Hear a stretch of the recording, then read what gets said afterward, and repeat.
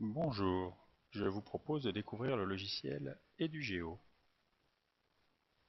Nous lançons l'application et nous tombons directement sur une carte prédéfinie, souvent géolocalisée sur votre position. Nous avons ici en fin de compte la possibilité de rechercher. Pour rechercher, je peux rechercher une commune, je peux aussi cliquer sur ma position. Je vais partir avec la commune de Secondini. Voilà, je suis positionné sur cette commune. Je peux maintenant afficher différents types de cartes. Les cartes par défaut qui sont proposées sont les cartes IGN et la photographie aérienne. Je peux bien sûr supprimer une de ces cartes en la déplaçant vers le bas.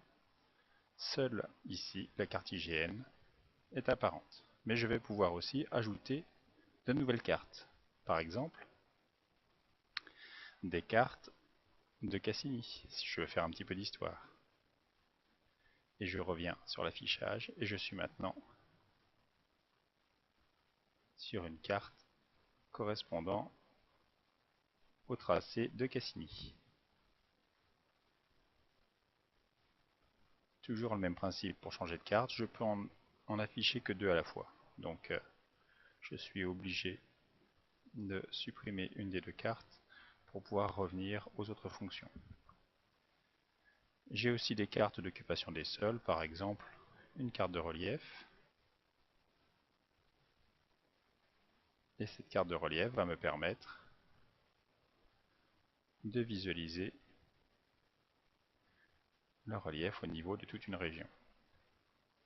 Ici, on voit parfaitement se former le massif.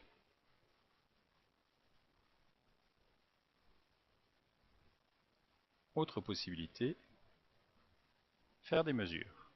Par exemple, j'ai mon point que j'avais défini Secondini.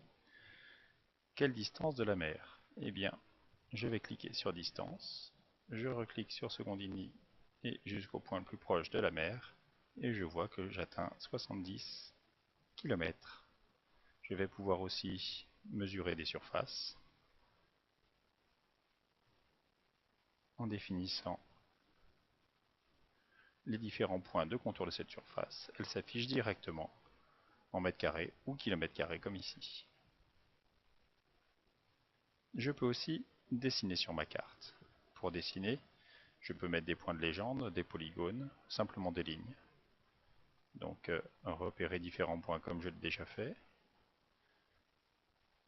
Tracer des lignes en définissant le point d'arrivée, le point de départ. Et pour finir, je peux configurer différents paramètres. Par défaut, je peux utiliser le GPS. Et pour avoir une connexion hors ligne, bien sûr ici je suis toujours en ligne avec la gestion des cartes, elle se charge au fur et à mesure. Si je veux pouvoir travailler sans avoir de connexion Wi-Fi ou Internet, il faut alors que je coche ici la quantité d'informations que je veux mettre en cache, et comme ça je pourrai démarrer l'enregistrement des données et revenir plus tard sur le travail à réaliser sans être connecté.